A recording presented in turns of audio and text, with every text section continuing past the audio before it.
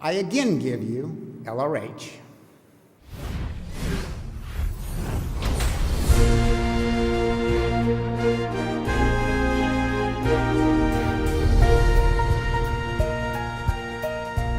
I thought it might be an awfully good thing to become a member of a police force for a little while to find out what they were scared of.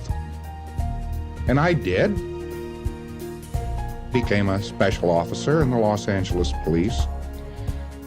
I wanted to find where these vicious criminals were making them so frightened. I had a beat down on South Main Street. They didn't know who I was, and they were very friendly with me because I was something they could understand, a policeman. But down on South Main Street, amongst the gyps, griffs, and the dopes, the hopheads, the tea eaters,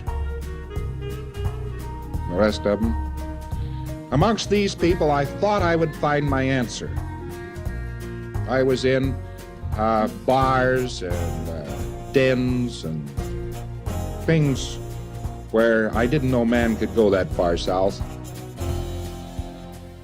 I only had one fellow ever give me any real trouble, who was awfully drunk after having been high on marijuana. And he kept coming alongside of me and grabbing my gun out of its holster because he wanted to shoot his best friend. In view of the fact that the gun was unloaded, never bothered with a loaded gun, the cartridges are heavy.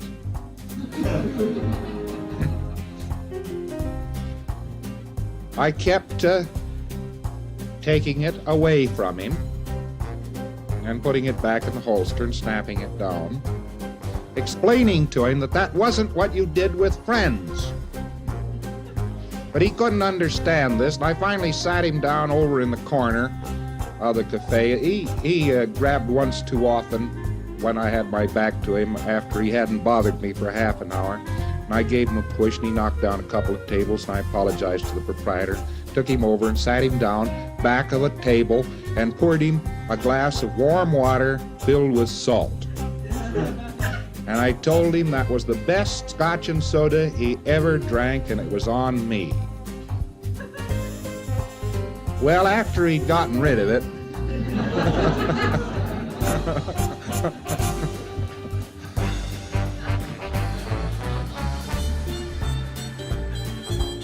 he came around my next time past that place, and he told me that he had decided something.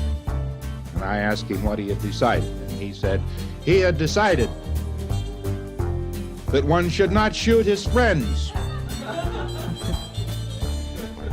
This was a wonderful thing. That was the only man that ever gave me trouble, and he actually didn't have any real malice in his heart at all. It was just sort of a sport he was engaged in. Where are all these tough human beings? I admit that some man occasionally will become afraid and will become totally gripped by the belief that there is menace in every fellow man.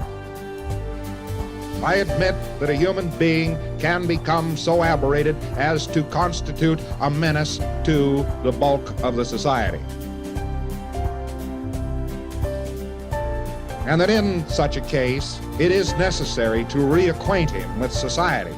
But I will not admit that there is a naturally bad, evil man on earth.